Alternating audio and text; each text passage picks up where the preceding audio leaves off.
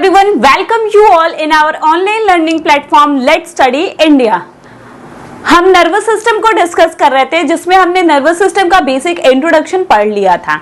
आज के इस वीडियो में हम स्ट्रक्चर ऑफ न्यूरॉन्स के बारे में बात करेंगे। न्यूरॉन्स क्या था? न्यूरॉन्स को हमने देखा था कि neurons is the structural and functional unit of nervous system. Nervous system की स्ट्रक्चरल और फंक्शनल यूनिट हमारी न्यूरॉन थी। आज उसी के स्ट्रक्चर को हम डिस्कस करेंगे कि एक न्यूरॉन का स्ट्रक्चर क्या होता है, क्या क्या चीजें उसमें प्रेजेंट होती है। तो चलिए स्टार्ट करते हैं वीडियो। Structure of neurons. अगर न्यूरॉन्स के स्ट्रक्चर की बात की जाए तो न्यूरॉन्स का जो स्ट्रक्चर होता है वो तीन पार्ट्स में डिवाइड होता है। तीन पार्ट्स में न्यूरॉन का स्ट्रक्चर डिवाइड होता है: cell body, axon and axonal terminal. Cell body, ये जो इतना पार्ट होता है इसको हम कहते हैं सेल बॉडी। फिर ये जो आपको एक लंबी सी रॉड लाइक स्ट्रक्चर दिखती है इसको हम कहते हैं एक्सॉन। उसके बाद ये होता है एक्सॉन टर्मिनल। सेल बॉडी, इसी को हम सोमा भी कहते हैं। सेल बॉडी को ही हम सोमा भी कहते हैं। ये आपका इतना सेल बॉडी हो जाता है, फिर ये हो जाता है एक्सॉन और ये हो जाता है एक्सॉन टर्मिनल्स। सेल बॉडी में भी बहुत सी चीजें होती हैं, एक्सॉन्स में भी बहुत सी चीजें होती हैं और एक्सॉन टर्मिनल में भी बहुत सी चीजें होती हैं। तो हमने इतने पार्ट्स को कह तो दिया कि सेल बॉडी, और हमने ये भी कहा था कि जो न्यूरॉन है वो भी क्या है, एक सेल है। और बाकी सेल की तरह इसके पास भी न्यूक्लियस होता है, इसके पास भी साइटोप्लाज्म होता है, इसका भी अपना प्लाज्मा मेम्ब्रेन होता है। लेकिन ये कुछ एस्पेक्ट्स में डिफरेंट भी होता है, बाकी सेल्स की तरह नहीं होता है। जैसे प्रोसेसर्स होते हैं, सेंट्रोसोम नहीं होता है, ये एक बार डाई कर जाते हैं तो रीजनरेट नहीं कर सकते। ये सारी प्रॉपर्टीज इसके पास नहीं होती हैं। तो जैसा कि हमने कहा कि ये भी बाकी सेल की तरह कुछ कुछ फंक्शंस होते हैं, सेल ऑर्गेनेल्स भी इसके पास भी होते हैं। तो उसी तरीके से ये जो आपका सेल बॉडी है, इस सेल बॉडी में सबसे पहले क्या होता है, एक न्यूक्लियस होता है। क्या प्रेजेंट होता है इसमें? न्यूक्लियस और साइटोप्लाज्म भी होता है। लेकिन इसके साइटोप्लाज्म की बात आप करोगे तो इसके साइटोप्लाज्म में कुछ ग्रैन्यूल्स, मतलब दानेदार कुछ चीजें प्रेजेंट होती हैं और उन ग्रैन्यूल्स को हम कहते हैं निजल ग्रैन्यूल। क्या कहते हैं? Nissl granules. ये निजल ग्रैन्यूल्स क्या काम करते हैं? ये निजल ग्रैन्यूल्स जो होते हैं इनके पास राइबोसोम की तक का फंक्शन ये करते हैं। तो राइबोसोम का काम क्या होता था? जब हम राइबोसोम के बारे में पढ़े थे तो हमें पता है राइबोसोम क्या करता है। राइबोसोम जो होता है वो प्रोटीन का फॉर्मेशन करता है या प्रोटीन का सिंथेसिस करता है। तो यहाँ पे ये जो निजल ग्रेन्यूल्स इसमें प्रेजेंट होंगे, ऐसे ऐसे एक निजल्स ग्रेन्यूल्स इसमें जो प्रेजेंट होंगे, ये निजल्स ग्रेन्यूल्स क्या करेंगे, ये भी प्रोटीन का ही फॉर्मेशन करेंगे। ठीक, निजल्स ग्रेन्यूल प्रोटीन का ही फॉर्मेशन करेंगे और भी सेल ऑर्गेनल्स होंगे इसमें, सबका अपना अपना फंक्शन है। उसके बाद आपको जो ऐसे निकला सा दिख रहा है, जो कुछ प्रोसेसेस दिख रही हैं, इन प्रोसेसेस को हम कहते हैं डेंड्राइट। क्या कहते हैं? डेंड्राइट। अब मैं आपको एक एग्जांपल दे रही हूँ, एक बहुत ही बेसिक एग्जांपल, हो सकता है उससे आप समझ जाओ कि ये डेंड्राइट का फंक्शन क्या है। पहले हम क्या करते थे, टीवी जब चलता था बहुत अर्लियर टाइम में, पहले जब हम लोग काफी छोटे हुआ करते थे तो टीवी चलता था, तो उस टाइम पे क्या होता था कि हम टीवी देखते थे और जब फिर टीवी में नहीं आता था, कुछ भी सिग्नल नहीं पकड़ता था, तो हमारे पास एक एंटीना हुआ करता था। तो कोई जा करके उस एंटीने को हिलाता था, उसकी डायरेक्शंस को चेंज करता था, उसको सेट करता था और वहां से क्या पूछा जाता था, जो उस एंटीने को छेड़छाड़ करता रहता था वो पूछता क्या था, आया सिग्नल आया। तो यहाँ पे जो टीवी हम लोग देखते रहते थे वहां से आ जाता था, तो हम लोग कहते थे हाँ आ गया, नहीं आया। कभी कभी अरे आया लेकिन अभी छोड़ दिया, ऐसे तो वो एंटीना जो था वो टीवी के सिग्नल्स को कंट्रोल कर रहा था। वो वेव्स को कलेक्ट करता था, वेव्स को पकड़ता था और सिग्नल के लिए वो रिस्पॉन्सिबल होता था। सेम वही काम यहाँ पे भी हो रहा है। ये डेंड्राइट जो है ये एंटीना का काम करता है। ये क्या करता है, जो दूसरे एक, जो इसके पहले एक्सॉन रहा हो, जो इसके पहले न्यूरॉन रहा होगा, उस न्यूरॉन से जो सिग्नल आएगा उस सिग्नल को ये कैच करता है। क्या करता है? कैच। जैसे आप मेरे इस हाथ को समझो कि ये क्या है, मेरा ये हाथ जो है ये एक न्यूरॉन है, इतना सेल बॉडी है और ये क्या हो गया, एक्सॉन हो गया और ये हो गया एक्सॉन टर्मिनल। ठीक, अब सेल बॉडी ऐसा ही दिख रहा है आपको, देखो कुछ ऐसा ही दिख रहा है आपको सेल बॉडी। तो तो ये तो सेल बॉडी का मेन जो बीच वाला कोर पार्ट हो गया, वो कोर पार्ट हो गया। लेकिन ये जो मेरे फिंगर्स हैं ये डेंड्राइट का काम कर रही हैं। तो अब होगा क्या, जैसे ही कोई चीज आती, मान लीजिए एक बॉल आ रही है सामने से, तो मैं उसको ऐसे कैच कर लूंगी या उसको ऐसे पकड़ लूंगी। तो सेम काम यहीं पे हो रहा है। ये जो डेंड्राइट्स प्रेजेंट हैं, ये जो प्रोसेसेस प्रेजेंट हैं, ये एंटीना की तरह काम करते हैं। और इनका काम क्या होता है, ये सिग्नल्स को कैच करते हैं, सिग्नल्स को पकड़ लेते हैं। सिग्नल्स को पकड़ करके सेल बॉडी के कोर में दे देते हैं। वहां से ये एक्सॉन से होता हुआ एक्सॉन टर्मिनल तक चला जाता है। ठीक, तो ये हो गया हमारा इतना जो है ये सेल बॉडी हो गया। इसमें न्यूक्लियस भी होता है, साइटोप्लाज्म भी होता है। साइटोप्लाज्म में वेरियस जो सेल ऑर्गेनल्स होते हैं वो भी प्रेजेंट होता है। एंडोप्लाज्मिक रेटिकुलम जो होता है वो नहीं होता, उसकी जगह निजल्स ग्रैन्यूल्स होते हैं। ये निजल्स ग्रैन्यूल्स ये भी एक तरीके के राइबोसोम ही है और काम भी राइबोसोम का करते हैं, प्रोटीन सिंथेसिस का काम ये करते हैं। अब बात आती है एक्सॉन की। तो जहां पे सेल बॉडी को हम खत्म मान रहे हैं और इसके बाद क्या हो रहा है, जहां से हम एक्सॉन को स्टार्ट मान रहे हैं, इस पॉइंट को हम कहते हैं axon hillock. What? Axon hillock. Axon hillock वो पॉइंट है जहां पे सेल बॉडी खत्म हो रही है और एक्सॉन स्टार्ट हो रहा है। जैसे आप मानो हमने कहा था कि ये न्यूरॉन है, तो हम कह लेंगे कि ये पॉइंट जो है ये एक्सॉन हिलॉक है। ये क्या है? ये एक्सॉन हिलॉक है। यहां से सेल बॉडी खत्म हो रही है यहीं पे और एक्सॉन यहां से स्टार्ट हो रहा है। सॉरी। तो ये पॉइंट क्या हो जाएगा? ये पॉइंट आपका एक्सॉन हिलॉक हो जाएगा। उसके बाद एक्सॉन आता है। अब इस एक्सॉन में क्या होता है, इस एक्सॉन में आप देखोगे तो आपको कुछ ऐसा दिखेगा। जब हम डायग्राम ड्रॉ करते हैं एक्सॉन का तो कुछ ऐसा ड्रॉ करते हैं। ठीक, ये जो पॉइंट दिख रहा है, ये छोड़ो, इस पे क्या होता है, माइलिन शीथ की कवरिंग होती है। क्या होती है? माइलिन शीथ की कवरिंग होती है। इस माइलिन शीथ की कवरिंग से होता क्या है, इस माइलिन शीथ की कवरिंग से जो सिग्नल का ट्रांसमिशन होना है, जो ट्रांसपोर्ट होना है सिग्नल का, वो फास्ट हो जाता है। उसकी स्पीड जो होती है वो फास्ट हो जाता है, वो बढ़ जाता है। और आप देख रहे हो कि ये कहीं कहीं पे ऐसे ब्रेक किया हुआ है। तो ये जो पॉइंट है, जिस पॉइंट पे माइलिन शीथ नहीं प्रेजेंट है, ये एक्सपोज है डायरेक्ट, इस पॉइंट को हम क्या कहते हैं? Node of Ranvier. क्या कहते हैं? Node of Ranvier. और इसमें एक सेल प्रेजेंट होती है जिसको हम कहते हैं स्वान सेल। क्या कहते हैं? Schwann cell. आप देख रहे हो माइलिन की शीट है, माइलिन की शीट जो है उसके अंदर क्या है? स्वान सेल है। और जहां जहां माइलिन की शीट नहीं है, आपको ब्लू ब्लू ब्लू ब्लू दिख रहा होगा, उसको हम कहते हैं क्या? Node of Ranvier. क्या कहते हैं? Node of Ranvier. वहां पे माइलिन नहीं प्रेजेंट होता है, वहां पे माइलिन जो होता है वो एब्सेंट होता है।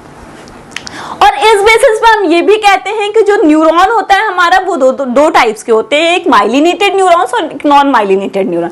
ये जब हम टाइप्स ऑफ न्यूरॉन्स पढ़ेंगे तो उसमें मैं डिटेल में बताऊंगी। अभी आप इतना जान लो कि माइलिन के प्रेजेंस और अब्सेंस पे हम इतना कहते हैं कि कुछ न्यूरॉन्स जो होते हैं वो माइलिनेटेड होते हैं और कुछ जो होते हैं वो नॉन माइलिनेटेड होते हैं। और माइलिन शीथ का प्रेजेंट होना यहाँ पे क्यों प्रेजेंट हो रहा है? क्योंकि वो सिग्नल्स के ट्रांसमिशन को फास्ट कर दे रहा है। और जहां पे नहीं प्रेजेंट होगा उस पॉइंट को हम क्या कहेंगे? उस पॉइंट को हम कहेंगे नोड ऑफ रैनवियर। ये बात हो गई एक्सॉन की। अब आ जाते हैं एक्सॉन टर्मिनल पे। एक्सॉन टर्मिनल पे जब आते हैं तो अगर मैं एक्सॉन टर्मिनल का एक डिटेल डायग्राम यहाँ पे बनाऊं, ड्रॉ करूं, तो वो कुछ ऐसा आपको दिखेगा।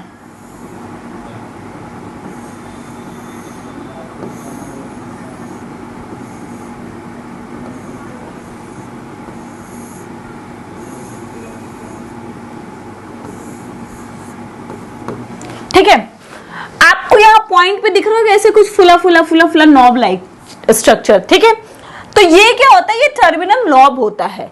इसके अंदर एक सेल होती है और उसके अंदर क्या रहता है? उसके अंदर प्रेजेंट रहते हैं, मतलब एक वेसाइकल रहता है। वेसाइकल बोले तो वेसाइकल क्या होता है? एक थैले लाइक कोई चीज होगी। और उसके अंदर क्या प्रेजेंट होते हैं? उसके अंदर प्रेजेंट होते हैं न्यूरोट्रांसमीटर।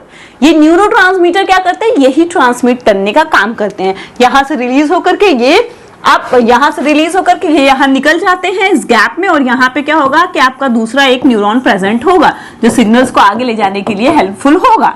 अब इन दोनों के बीच की ये जो जगह है जहां पे ये न्यूरोट्रांसमीटर रिलीज हो रहे हैं, ठीक, एक एक्सॉन खत्म हो रहा, एक न्यूरॉन खत्म हो रहा है, उसके बाद दूसरा न्यूरॉन स्टार्ट हो रहा है, उनके बीच में थोड़ा सा गैप होता है।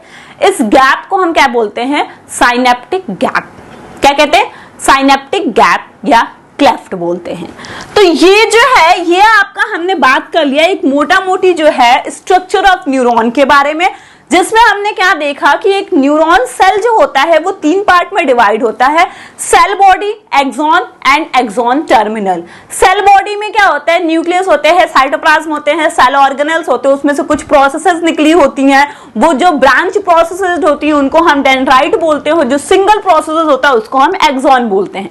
एक्सॉन और सेल बॉडी जहां पे होते हैं, जहां पे सेल बॉडी खत्म होकर के एक्सॉन स्टार्ट होता है, उस पॉइंट को हम बोलते हैं एक्सॉन हिलॉक। फिर एक्सॉन की बात करें तो एक्सॉन जो होता है वो माइलिन की शीट से कवर होता है। क्यों कवर होता है? क्योंकि माइलिन की शीट जो होती है वो सिग्नल को फास्ट ट्रांसमिट करने में स्पीड बढ़ा देती है। लेकिन कुछ कुछ पॉइंट होते हैं जहां पे वो नहीं प्रेजेंट होते हैं, उस पॉइंट को हम कहते हैं नोड ऑफ रैनवियर। और एक और सेल होता है जिसको हम कहते हैं स्वान सेल, ये भी प्रेजेंट रहता है। फिर बात आती है एक्सॉन टर्मिनल की, तो उसमें कुछ नॉब्स प्रेजेंट होते हैं एंड पे, और उसमें वेसाइकल्स प्रेजेंट होते हैं, और उन वेसाइकल्स के अंदर क्या रहता है? न्यूरोट्रांसमीटर। एक न्यूरॉन से दूसरे न्यूरॉन के बीच की जो जगह होती है उस जगह को हम कहते हैं साइनेप्टिक क्लेफ्ट या साइनेप्टिक गैप। ठीक, तो ये है हमारा स्ट्रक्चर ऑफ न्यूरॉन के बारे में। अब चलिए देखते हैं neurons vary in size, shape and structure depending on the role and location. अब न्यूरॉन्स जो है उसका रोल क्या है? जो न्यूरॉन प्रेजेंट है वो न्यूरॉन कहाँ प्रेजेंट है, उसका रोल क्या है, उसका फंक्शन क्या है, वो कहाँ पे प्रेजेंट है, इस पे डिपेंड करता है कि उसका साइज, उसका शेप जो होगा वो वैरी करेगा। ऐसा नहीं कि हार्ड एंड फिक्स है कि हाँ इतना ही साइज होगा या यही शेप होगा, मतलब लगभग यही होता है, लेकिन थोड़ा मोड़ा वेरिएशन देखने को मिलता है। वो किस पर डिपेंड करता है? वो इस पर डिपेंड करता है कि न्यूरॉन की पोजीशन क्या है, उसकी फंक्शन क्या है, वो कहाँ प्रेजेंट है। और जनरली लेकिन देखा जाए, जैसे मैंने कहा, मैं कह सकती हूँ कि जो एक सेल होता है, सेल को हम कहते हैं कि सेल का फंक्शन अलग होता है, अपने फंक्शन पे डिपेंड करता है कि उसका साइज क्या होगा, उसका शेप क्या होगा, ये सारी चीजें। बट हर सेल के पास कुछ कॉमन चीजें होती हैं। जैसे हमने कहा कि सेल मेम्ब्रेन या प्लाज्मा मेम्ब्रेन तो होगा ही होगा, साइटोप्लाज्म तो होगा ही होगा, और आपका उसके बाद न्यूक्लियस तो होगा ही होगा। नो मैटर एनिमल सेल हो, प्लांट सेल हो, एनिमल सेल में ही कोई डिफरेंट सेल्स हो, लेकिन ये 3 चीजें तो प्रेजेंट होंगी ही होंगी। ठीक उसी तरीके से न्यूरॉन का हम कहते हैं कि ठीक है, उसका रोल क्या है, उसका लोकेशन क्या है, उसके बेसिस पे उसके साइज शेप में वेरिएशन तो देखने को मिलता है, लेकिन कुछ चीजें कॉमन है जो उसमें प्रेजेंट होगा ही होगा। और वो कॉमन क्या है? यही 3 चीजें, सेल बॉडी, एक्सॉन और डेंड्राइट्स, ये 3 चीजें प्रेजेंट होंगी ही होंगी। अब इन्हीं तीनों को हम डिटेल में देखते हैं। सेल बॉडी को मैंने कहा था, इसको हम सोमा भी कह सकते हैं, और इसको एक और नाम देते हैं, हम कहते हैं साइटोन। सोमा एंड साइटोन दोनों कहते हैं, इसी को सेल बॉडी भी कहते हैं, इसी को साइटोन भी कहते हैं, इसी को सोमा भी कहते हैं। ऐसा नहीं है कि क्वेश्चन आ जाए साइटोन तो आप कंफ्यूज किया, साइटोन क्या होता है, सेल बॉडी पढ़ा था, सोमा तो सोमा कौन थी, किसी सोमा को नहीं याद करना, सोमा कौन थी, पता चला कंफ्यूजन। तो नहीं, मैं आपको क्लियर बता दे रही हूं कि सेल बॉडी को ही साइटोन भी कहते हैं और सोमा भी कहते हैं। यहां पे आपको एक सेल बॉडी का डायग्राम दिख रहा होगा जिसमें आपको वो सारी चीजें दिख रही होंगी जो मैंने बताई थी। न्यूक्लियस प्रेजेंट है, ये पूरा सेल बॉडी है, उसमें न्यूक्लियस प्रेजेंट है, गोल्जी एपरेटस प्रेजेंट है, endoplasmic reticulum, mitochondria, dendritic branches, सारी चीजें प्रेजेंट हैं। ठीक, अब क्या है, सेल बॉडी, न्यूरॉन की जो सेल बॉडी होती है उसको हम सोमा भी कहते हैं, साइटोन भी बोलते हैं, और कभी कभी पेरिकैरियन भी बोलते हैं। ठीक, इतना नाम आपको सेल बॉडी का पता चल गया, 4 नाम आपको सेल बॉडी के पता चल गए। ये क्या होता है, राउंडेड भी हो सकता है या ओवल शेप भी हो सकता है। राउंडेड गोला भी हो सकता है या ओवल शेप भी हो सकता है। इसके डायमीटर की बात करें तो 13.5 माइक्रोन मीटर एक सेल बॉडी का लगभग डायमीटर होता है। ठीक, लगभग कितना होता है 13.5 माइक्रोन मीटर का डायमीटर होता है सेल बॉडी का, और इसके 4 नाम हैं। ये सर्कुलर भी हो सकता है और ओवल भी हो सकता है। साइटोप्लाज्म जो होता है उसको हम कहते हैं न्यूरोप्लाज्म। न्यूरॉन का साइटोप्लाज्म है, साइटोप्लाज्म है लेकिन किसका साइटोप्लाज्म है? न्यूरॉन का साइटोप्लाज्म। सेल का साइटोप्लाज्म था तो उसको साइटोप्लाज्म कह देते थे। न्यूरॉन का है तो साइटोप्लाज्म और न्यूरॉन को मिलाकर के एक वर्ड बना दिया गया न्यूरोप्लाज्म। इससे क्या समझ में आएगा? Neuroplasm. Plasm is from cytoplasm, neuro is from neuron, तो न्यूरॉन का साइटोप्लाज्म उसको हम कहते हैं neuroplasm. Which has single nucleus and some granules around the nucleus. Nucleus तो एक ही होता है लेकिन जैसा कि मैंने बताया था कुछ ग्रैन्यूल्स प्रेजेंट होते हैं न्यूक्लियस के इर्द गिर्द। ग्रैन्यूल्स बोले तो दानेदार कोई स्ट्रक्चर प्रेजेंट होता है। और beside this neuroplasm also contain neurofibrils. Neurofibrils और न्यूरोट्यूब्यूल्स भी प्रेजेंट होते हैं इसके पास। न्यूरोफाइब्रिल्स का काम क्या होता है? ये इंपल्स के ट्रांसमिशन में हेल्प करते हैं। न्यूक्लियस है, ठीक है, न्यूक्लियस के अलावा उसमें न्यूरोप्लाज्म भी है। हाँ चलो ठीक है, न्यूरोप्लाज्म भी है। न्यूरोप्लाज्म के अलावा इसमें न्यूरोफाइब्रिल्स और न्यूरोट्यूब्यूल्स भी प्रेजेंट होते हैं। प्रेजेंट है तो एवं ही तो प्रेजेंट होंगे नहीं, कोई भी चीज होती है तो उसमें उसका काम होता है। जिसमें न्यूरोफाइब्रिल्स का काम क्या है? वो क्या करता है? सिग्नल को ट्रांसमिट करने में बहुत इंपॉर्टेंट रोल प्ले करता है। वही न्यूरोट्यूब्यूल्स की बात करें तो ये क्या करता है? ट्यूब्यूल्स है, आपको इसके फंक्शंस पता है, सेल में आपने पढ़ा है। ये क्या करता है? इसके स्ट्रक्चर को मेंटेन रखने में हेल्प करता है। क्या करता है? इसके स्ट्रक्चर को मेंटेन रखने में हेल्प करता है। न्यूरोफाइब्रिल्स क्या कर रहे थे? फाइबर्स हैं, एक तरीके से आप याद करो कि फाइबर्स हैं। ये फाइबर्स क्या कर रहे हैं? ये इंपल्स को ट्रांसमिट कर रहे हैं, सिग्नल्स को ट्रांसमिट कर रहे हैं। लेकिन जो ट्यूब्यूल्स हैं, ये ट्यूब्यूल्स क्या कर रहे हैं? ये मेंटेन कर रहे हैं। क्या मेंटेन कर रहे हैं? उसके शेप को मेंटेन कर रहे हैं। किसके शेप को मेंटेन कर रहे हैं? न्यूरॉन के शेप को मेंटेन करने में हेल्प कर रहे हैं ये।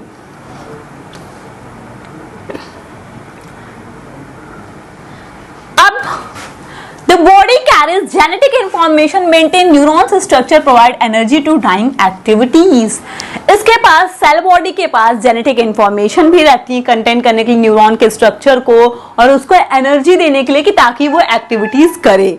ठीक, और ये जो निजल्स ग्रैन्यूल्स हैं, जिन ग्रैन्यूल्स की हम बात कर रहे थे कि न्यूक्लियस के इर्द गिर्द एक ग्रैन्यूल लाइक स्ट्रक्चर है, उसको मैंने आपको बताया था, हम कहते हैं निजल्स ग्रैन्यूल्स। तो ये निजल्स ग्रैन्यूल किससे रिजेंबल करता है? आरईआर से, रफ एंडोप्लाज्मिक रेटिकुलम। हम पहले से ही जानते हैं कि एक एंडोप्लाज्मिक रेटिकुलम होता है और ये एंडोप्लाज्मिक रेटिकुलम 2 टाइप्स के होते हैं। एक RER, rough endoplasmic reticulum, and the second one is HER, smooth endoplasmic reticulum. Rough endoplasmic reticulum rough क्यों होता है? क्योंकि उसके सरफेस पे कुछ दानेदार स्ट्रक्चर प्रेजेंट होता है जिसकी वजह से वो रफ होता है, तो इसका नाम हमने रफ रख दिया। यहां पे भी यही सेम काम हो रहा है। इस निजल्स ग्रैन्यूल्स की वजह से सरफेस जो है वो रफ लग रहा है और ये निजल्स ग्रैन्यूल इसीलिए आरईआर से रिजेंबल कर रहा है। अब आरईआर का काम क्या था? आरईआर का काम था प्रोटीन की सिंथेसिस करना, तो ये भी यहाँ पे वही काम करेगा, प्रोटीन का सिंथेसिस करेगा। It is responsible for protein synthesis in the cell. Cell में प्रोटीन के सिंथेसिस के लिए ये रिस्पॉन्सिबल है।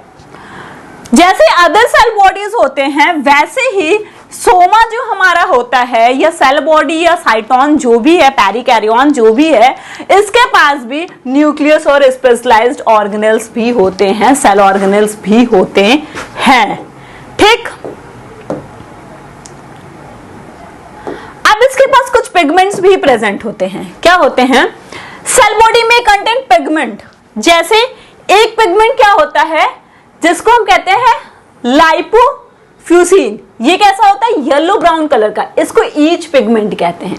और मेलानिन जो डार्क ब्राउन कलर का होता है।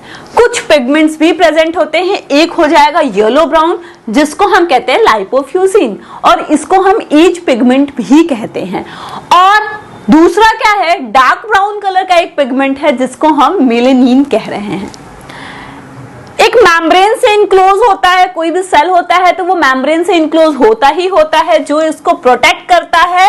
और प्रोटेक्ट तो करता ही करता है, मेम्ब्रेन का और क्या काम होता है, एक तो वो आपको प्रोटेक्शन देता है, दूसरा क्या होता है, आपके सराउंडिंग से आपको कनेक्ट करता है, आपके सराउंडिंग से वो आपको प्रोटेक्ट भी करता है एक बैरियर बना करके।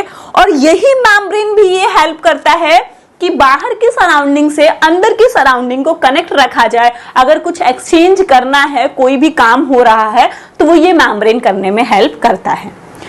ये सारी चीजें थी किसके बारे में, एक्सॉन, न्यूरॉन के सेल बॉडी के बारे में। न्यूरॉन का स्ट्रक्चर हम पढ़ रहे हैं, उसमें हमने सेल बॉडी को पढ़ा, और अभी जितनी भी चीजें हमने डिस्कस करी ये किसके बारे में थी, सेल बॉडी के बारे में। बहुत सी चीजें देखा हमने भाई, न्यूक्लियस है, न्यूक्लियस के इर्द गिर्द कुछ ग्रैन्युलर थिंग्स दिख रहे हैं जिनको हम निजल्स ग्रैन्यूल कहते हैं। ये निजल्स ग्रैन्यूल जो हैं वो आरईआर से रिजेंबल करते हैं, आरईआर प्रोटीन सिंथेसिस का काम कर रहा था, तो यहाँ पे ये भी प्रोटीन सिंथेसिस का ही काम कर रहा है।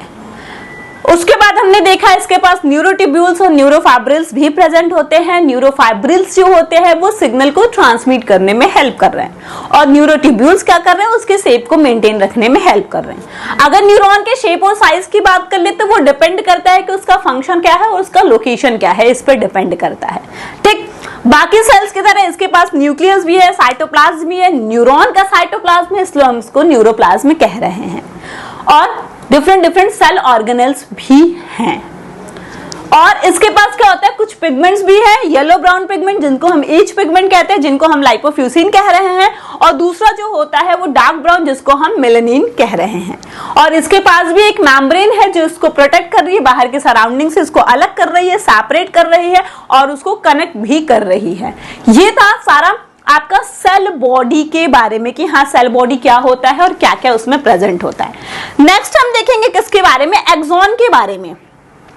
हमने कहा सेल बॉडी के बाद क्या होता है, जो लंबा सा आपको एक स्ट्रक्चर दिखता है सिलेंड्रिकल, उसको हम कहते हैं cell axon. Axon is long tail like structure, एक लॉन्ग लंबी पूंछ लाइक स्ट्रक्चर होती है, which joints the cell body at junction called axon hillock, जो सेल बॉडी से जहां पे ज्वाइंट होती है, या हम कह ले कि जहां पे ज्वाइंट हो रही है, उसको हम कहते हैं एक्सॉन हिलॉक। क्या कह रहे हैं, axon hillock. Axon hillock is that point where axon meeted with cell body, meet with cell body. Myelin जो होता है help axon to conduct an electrical signal, वो क्या करता है, इलेक्ट्रिकल सिग्नल को कंडक्ट करने में हेल्प करता है और उसके रेट को भी बढ़ा देता है। इसके पास भी न्यूरोफाइब्रिल्स और न्यूरोट्यूब्यूल्स होते हैं, जैसा कि सेल बॉडी में न्यूरोफाइब्रिल्स और न्यूरोट्यूब्यूल्स थे, इसके पास भी न्यूरोफाइब्रिल्स न्यूरोट्यूब्यूल्स हैं। न्यूरोफाइब्रिल्स का जो काम वहां था वही काम यहाँ पे भी होगा, न्यूरोट्यूब्यूल्स का जो काम वहां पे था वही काम यहाँ पे भी होगा।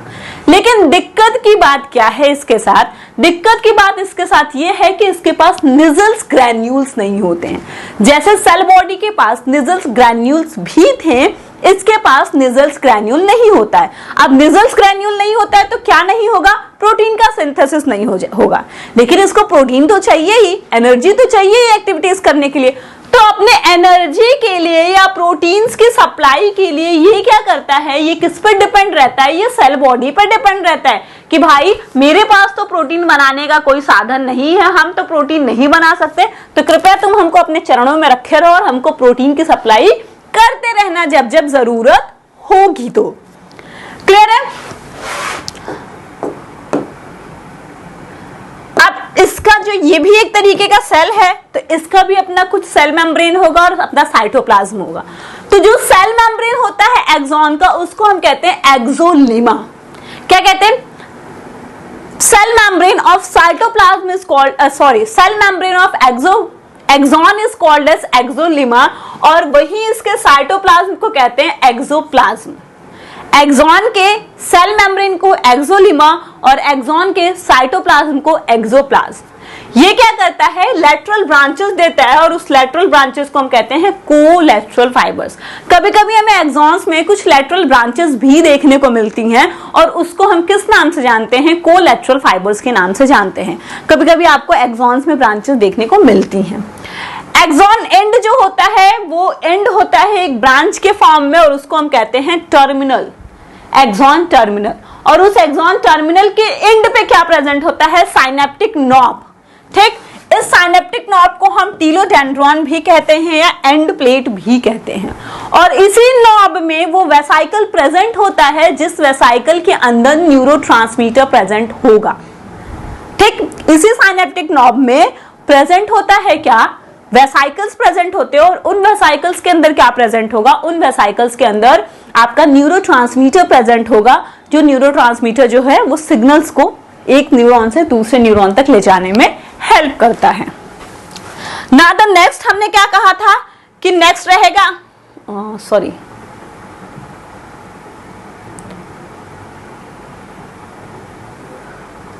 डेंड्राइट्स। ठीक है, नेक्स्ट हमने कहा था कि डेंड्राइट्स रहेगा। डेंड्राइट्स क्या होते हैं, एक फाइब्रस रूट होता है, एक फाइब्रस ब्रांचेस होती हैं कहते हैं हम, जो निकलती हैं कहां से, सेल बॉडी से। हमने पहले ही देखा था सेल बॉडी से ऐसी ऐसी कुछ ब्रांचेस हमें दिख रही थी, फाइब्रस ब्रांचेस होती है जो। सेम इनका वही काम है जो एंटीने का काम था, जो मैंने आपको पहले ही एग्जांपल से समझाया। एंटीना जो काम करता है वही ये भी करता है। तो एंटीना का काम क्या था, सिग्नल्स को कैच करना। तो डेंड्राइट भी क्या करता है, receive and process signals from axon to other neurons. वो क्या करता है, सिग्नल्स को रिसीव करता है और उसको प्रोसेस करता है। Neurons have more than one set of dendrites and it is known as dendritic tree. इसके पास, न्यूरॉन्स के पास एक से ज्यादा सेट ऑफ डेंड्राइट्स होते हैं और उनको हम कहते हैं डेंड्रिटिक ट्री। ठीक, तो हमने न्यूरॉन का स्ट्रक्चर देखा, उसमें हमने देखा कि न्यूरॉन जो था वो 3 पार्ट में डिवाइड था, सेल बॉडी, एक्सॉन और डेंड्राइट। तो हमने कहा कि हर चीज को हमने अलग अलग स्टडी भी कर लिया, उनकी डिटेल स्टडी कर ली। अब एक और छोटी सी चीज इसमें देख लेते हैं। हमने कहा था कि टाइप्स ऑफ नर्व फाइबर्स या न्यूरॉन्स जो था, हमने पहले ही आपको बताया था माइलिन की शीथ प्रेजेंट होती है। इस माइलिन की शीथ की वजह से जो न्यूरॉन्स होते हैं वो 2 टाइप्स के हो जाते हैं। On the basis of presence and absence of myelin sheath, the nerve fibers are of 2 types.